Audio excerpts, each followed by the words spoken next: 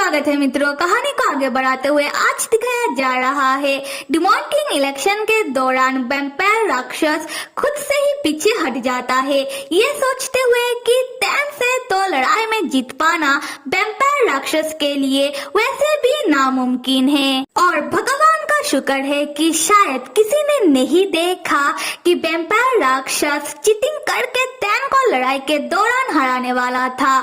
अगर कोई ये बात देखकर एल्डर्स को जाकर कंप्लेन कर देता तो वैम्पायर राक्षस को बहुत बड़ा सजा मिलता।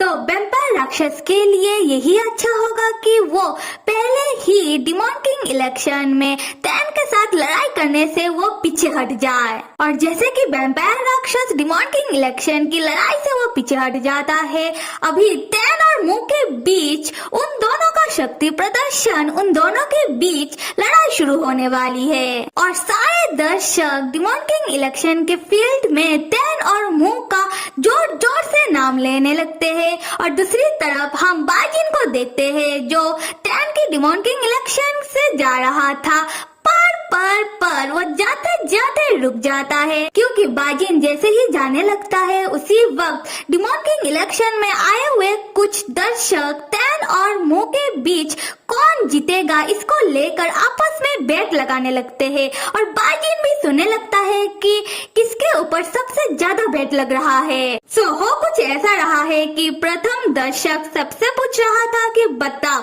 क्या लगता है हमारा डिमॉन किंग कौन बनेगा, टैन या मू? फर्स्ट राउंड कौन जीतेगा, टैन या मू? दूसरा कहता है कि चलो एक काम करते हैं कि हम लोग टैन और मू के ऊपर बेट लगाते हैं, तुम लोग बताओ कि तुम लोग किसके ऊपर बेट लगाना पसंद करोगे। तीसरा कहता है कि मैं तो टैन के ऊपर बेट लगाऊंगा, वो भी 1000 स्पिरिट कॉइन। ये सुनकर बाजिन भाई साहब से रहा नहीं जाता और बाजिन उन लोगों के बीच बोल पड़ता है कि मैं भी टैन के ऊपर बेट लगाऊंगा पर 1 बिलियन स्पिरिट कॉइन। ये सुनकर बाकी लोग चौंककर बाजिन से पूछते हैं कि क्या तुम्हें देखकर तो नहीं लगता कि तुम्हारे पास 1 बिलियन स्पिरिट कॉइन होगा, और वैसे भी बेट पर इतना पैसा कौन लगाता है। खैर उसके बाद सारे दर्शक लोग आपस में ही टैन और मू को लेकर बेट लगाना चालू कर देते हैं, जहाँ लोग मू की बहुत तारीफ करने लगते हैं कि मू टीटी रिलीम से बिलोंग करता है तो मू टैन से ज्यादा शक्तिशाली है। तो लोग ज्यादातर मू के ऊपर बेट लगाना शुरू कर देते हैं और मू की इतनी तारीफ सुनकर बाजिन को बहुत गुस्सा आता है। वो तब अपना जादू से लोगों का मुंह सील कर देता है। तब लोग सोच में पड़ जाते हैं कि भाई ये क्या हुआ, वो लोग बात क्यों नहीं कर पा रहे हैं। तब हम बाजिन को देखते हैं जो अपनी कुछ शक्तियों को इकट्ठा करते हुए मन में कहता है कि अगर कोई शक्तिशाली है वो सिर्फ मेरा टैन है, अगर कोई डिमॉन किंग बनेगा वो सिर्फ मेरा टैन बनेगा। फिर वो अपनी उन शक्तियों को टैन में ट्रांसफॉर्म कर देता है जिससे टैन को थोड़ा अच्छा महसूस हो। दूसरी तरफ हम टैन को देखते हैं। मू और टैन के बीच लड़ाई शुरू होने से पहले टैन अचानक अपने अंदर कुछ शक्तियों का एहसास उसे होने लगता है। टैन चौंककर सोचता है कि अरे ये क्या हो रहा है, मेरा शक्तियाँ अचानक बढ़ कैसे रहा है।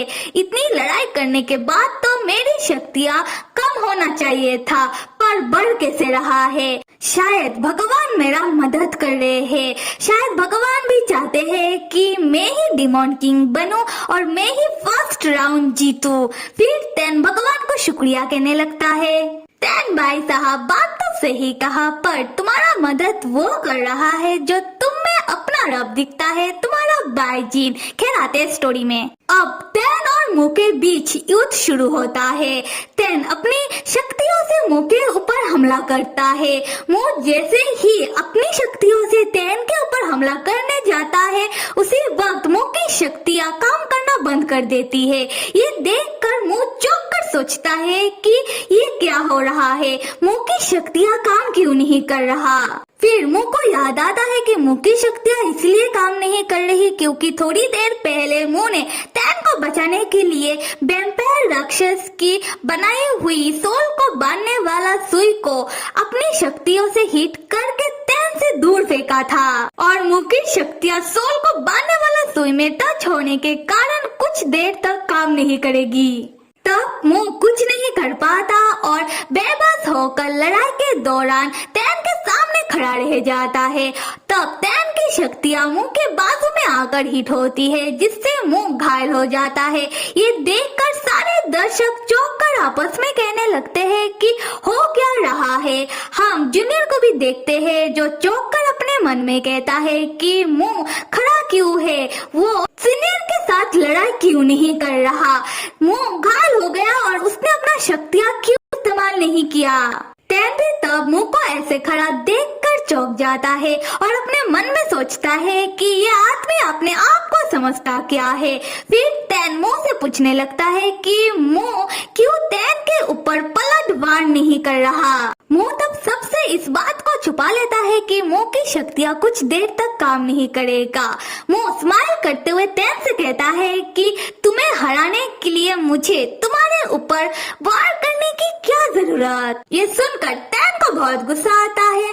तैन तब मुंह को 2-3 गाली दे देता है। मुंह भी तब पलट कर तैन को 2-3 गाली दे देता है और यहाँ पर तैन और मुंह के बीच युद्ध तो होता है, पर गालियों का। फिर हम मुंह को देखते हैं, उसका बाजू घायल होने के कारण उसे दर्द होने लगता है। मुंह तब दर्शकों की ओर जूनियर की तरफ देखते हुए अपना दर्द छुपा लेता है। उसी वक्त जीहो दौड़ता हुआ आता है और घबराते हुए तैन को जोर जोर से बुलाते हुए कहता है कि तैन, डोडो नहीं मिल रहा। डोडो ने कहा था कि वो पेड़ के ऊपर चढ़कर तुम्हारा फर्स्ट राउंड अच्छे से देखना चाहता है, तो मैंने डोडो को पेड़ में चढ़ने दिया और अभी जब मैं डोडो को पेड़ से उतारने गया तब डोडो पेड़ में नहीं था और ना ही मुझे डोडो आसपास किधर भी मिल रहा है। ये सुनकर तैन घबरा जाता है और जियो से पूछता है कि क्या डोडो नहीं मिल रहा, बाइजिन कहाँ है। डोडो तो बाइजिन के पास था, बाइजिन को तो डोडो का ध्यान रखना चाहिए था। जियो कहता है कि तैन, विश्वास नहीं हो रहा कि तुम मुझसे बाइजिन के बारे में पूछ रहे हो। बाइजिन डोडो को मेरे पास देकर वो कहीं चला गया।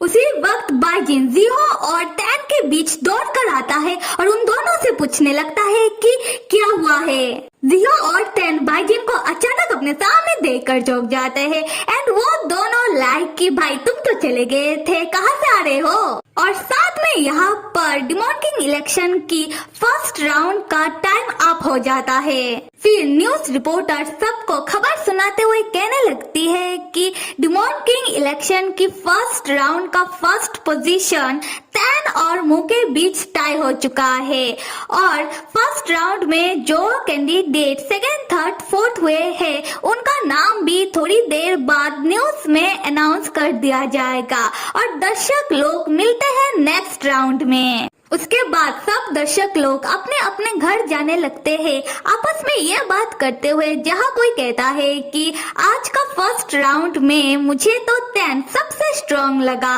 और कोई कहता है कि मुझे तो मुंह बहुत अच्छा आदमी लगा क्योंकि उसने अपने से छोटे के ऊपर पलटवार नहीं किया और कोई सबसे कहता है कि भाई लोग अभी तुम लोग चुप हो जाओ, कल आकर हम दूसरे राउंड में तैन और मुंह के ऊपर फिर से बैट लगाएंगे। खैर अभी मुंह को देखते हैं, जहाँ लियू दौड़कर मुंह के पास आकर मुंह की घायल बाजू के बारे में पूछने लगता है और कहता है कि मास्टर मुंह, अभी हम इधर से चलते हैं, उसके बाद मैं अपना शक्तियों से आपको ठीक कर दूंगा। तब जूनियर चैन मुंह और लियू के सामने आकर उन दोनों को रोकते हुए कहता है कि मुंह, क्या तुमने नहीं सुना कि डोडो नहीं मिल रहा। मैं ये जानना चाहता हूँ कि क्या इसमें तुम्हारा तो कोई हाथ नहीं। तब लियू जूनियर चैन को जवाब देते हुए कहता है कि जूनियर, तुम्हें एहसास भी है कि तुम क्या पूछ रहे हो। मेरे मास्टर मुंह तुम्हें पसंद करते हैं,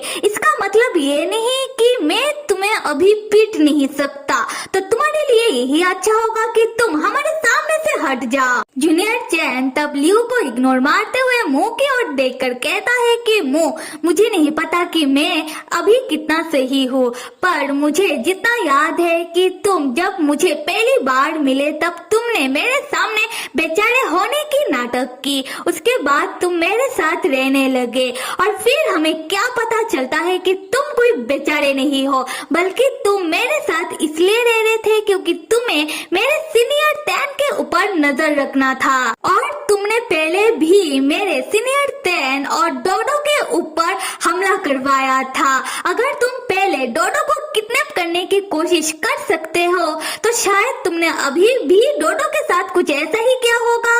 तब लियू को बहुत गुस्सा आता है और लियू दोबारा जूनियर चैन को जवाब देते हुए कहता है कि जूनियर चुप हो जाए। लियू मास्टर मू के बारे में एक भी गलत शब्द नहीं सुनना चाहता और जिसने उस समय हमला किया था असल में वो मू तब लियू को चुप करवाते हुए उसे आगे और कुछ बताने नहीं देता। फिर मू जूनियर चैन से पूछता है कि क्या जूनियर के नजरों में मू इतना बुरा आदमी है। जूनियर चैन मुंह से कुछ कहे उससे पहले ही लियू मुंह से कहने लगता है कि मास्टर मो आप बात मत कीजिए क्योंकि आपका तबीयत सही नहीं है, आपको पहले ट्रीटमेंट की जरूरत है, अभी आप इधर से चलिए। खैर उसके बाद टैन और जीहो को देखते हैं जो डिमॉन किंग इलेक्शन की बैटलफील्ड के चारों ओर परेशान होकर डोडो को ढूंढ रहे थे और दूसरी तरफ बाजिन जो एक जगह जम गया है क्योंकि बाजिन को बहुत बुरा लग रहा है कि उसका बेटा डोडो मिल नहीं रहा और कहीं ना कहीं इसके लिए बाजिन खुद को जिम्मेदार समझ रहा है कि बाजिन ने डोडो का ध्यान नहीं रखा। फिर जीहो टैन के पास आकर पूछता है कि क्या डोडो मिला। टैन कहता है नहीं। जीहो तब कुछ सोचने के बाद टैन को बताने लगता है कुछ देर पहले दर्शकों के बीच में जीहो ने कुछ लोगों को बात करते हुए सुना कि डोडो के अंदर राक्षसी जादुई मणि है।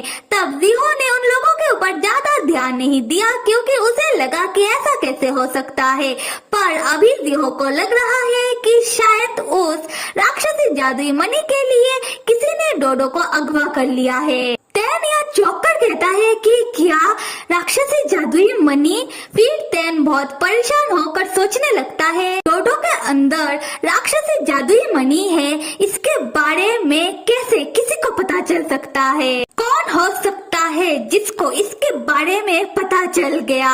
सब मेरे प्यारे मित्रों, कहानी को आगे देखने के लिए आप सब लाइक, सब्सक्राइब और कमेंट करना तो बिल्कुल भी मत भूलिएगा। Till then stay with me and see you.